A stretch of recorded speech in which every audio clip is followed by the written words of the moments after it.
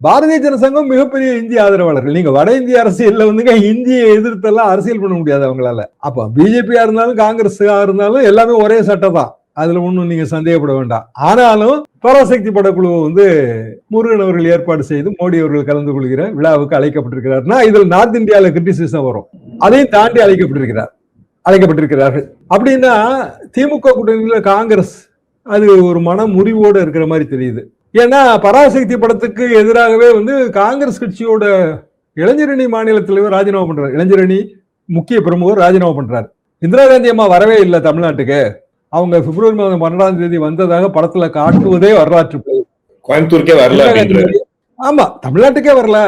இந்திரா காந்தி மாதிரி வேடமணிந்த ஒருவர் look like ஹிந்துல அதுக்கு பெரிய விளக்கம் இன்னைக்கு. அதாவது பழைய ஹிந்து ஆர்கியூஸ் எடுத்து போட்டு 12ஆம் தேதி இங்கதான் இருக்காங்க இந்திரா காந்தி அம்மா.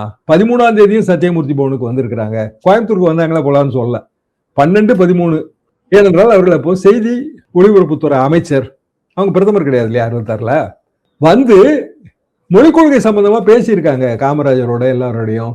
அதுக்கு ஒரு சின்ன அறிக்கை, அது ஹிந்துல வந்து செய்தி.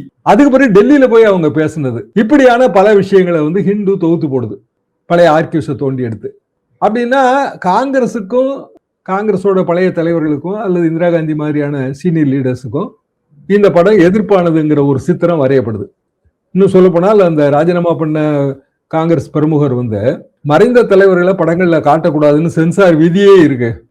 அதை தாண்டி வந்து எப்படி வந்து சென்சார் தரப்பட்டதுங்கிற ஒரு முக்கிய கேள்வி எழுப்பி இந்த காட்சிகளை எல்லாம் படத்துல இருந்து நீக்கிட்டு பட தயாரிப்பு குழு மன்னிப்பு கேட்கணும்னு சொல்லியிருக்காரு. அவ்வளவு சீரியஸ் மேட்டர்.